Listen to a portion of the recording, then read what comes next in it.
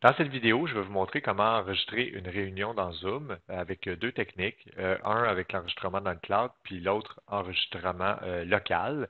Euh, dans tous les cas, ce qui est très important, bonjour Marc.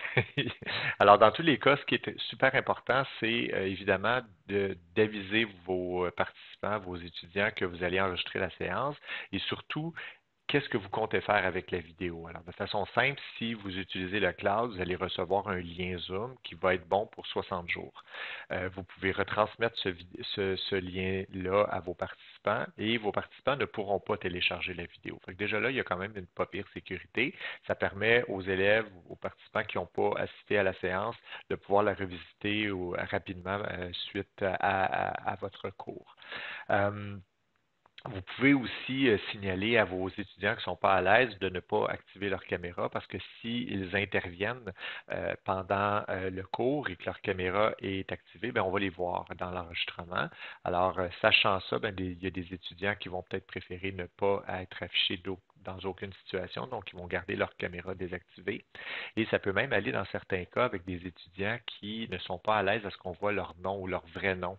Euh, Même si les vidéos ne seront pas disponibles publiquement, ben, quand même, il faut respecter ces situations-là. On a des cas d'espèce où les gens désiraient conserver l'anonymat. Il faut respecter ça. À ce moment-là, ben, ils peuvent renommer leur nom de manière à utiliser un pseudonyme que vous comprenez. Ça peut être une partie de leur prénom. Là. À ce moment-là, ils ne seront pas identifiables nécessairement. Alors, ceci dit, ben, je vais vous montrer comment enregistrer. C'est super simple. Vous avez un bouton enregistrer qui est juste ici en bas et vous avez l'option soit d'enregistrer sur ordinateur ou dans le cloud. Dans tous les cas, lorsque vous allez faire la demande, les gens vont recevoir un avis comme celui-ci qui indique que la réunion va être enregistrée par l'ordinateur. Et puis, ça, ils peuvent soit continuer ou quitter.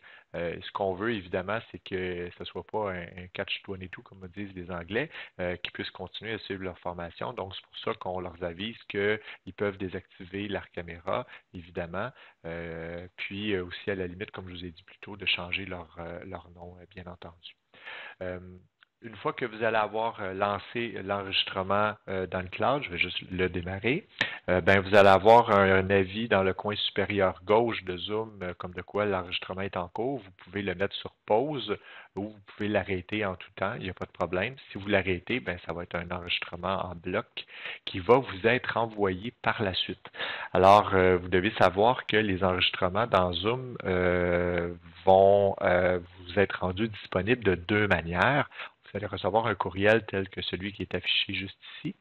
Dans le premier lien, ça va vous amener dans votre compte Zoom et vous allez pouvoir le télécharger, le fichier d'enregistrement si vous le désirez. Il y a seulement les enseignants ou les propriétaires de compte, les animateurs Zoom en fait, qui ont le droit d'enregistrer. Et puis, vous allez pouvoir partager ce lien-là à vos étudiants. Donc, si vous utilisez Moodle, ben, vous copiez ce lien-là, vous le rendez disponible dans Moodle ou vous le renvoyez par courriel.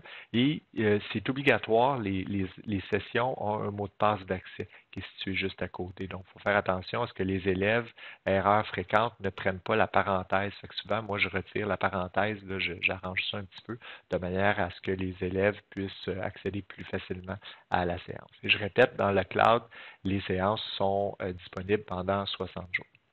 L'autre méthode d'enregistrement, je vais juste arrêter l'enregistrement. L'autre méthode d'enregistrement, c'est l'enregistrement local. C'est très, très simple. Alors, vous faites enregistrement sur cet ordinateur. Les élèves vont recevoir le même avis, évidemment. Et quand vous allez arrêter l'enregistrement, vous allez avoir un avis qui est juste ici. Le fichier enregistré sera converti en MP4 à la fin de la réunion et je vais vous montrer qu'est-ce qui arrive en mettant fin à la réunion. Il va y avoir enregistrement et conversion de la vidéo. Puis par la suite, on va vous demander à quel endroit vous voulez l'enregistrer, dans quel dossier de votre ordinateur vous voulez enregistrer la dite vidéo. Donc, vous choisissez votre dossier, le dossier qui vous convient et vous faites enregistrer. Et à ce moment-là, ben, vous êtes capable d'aller récupérer. Je vais juste vous montrer ma fenêtre, bien entendu. Ce ne sera pas très long. Alors, il y a plusieurs rencontres. Alors, vous allez pouvoir récupérer ce fichier MP4-là, puis le placer à l'endroit où ce que vous désirez. Alors, bien entendu, si vous le placez sur YouTube, veuillez à respecter la confidentialité de vos étudiants et à rendre la vidéo YouTube non répertoriée, puis à la limite de la placer de façon privée si possible. Donc, faites très attention à respecter l'engagement que vous avez pris envers vos étudiants dans le cas d'une vidéo que vous placez vous-même sur YouTube. Alors, vous savez maintenant comment enregistrer une réunion, soit dans le cloud, soit localement, et dans quel contexte le faire. Bonne réunion Zoom.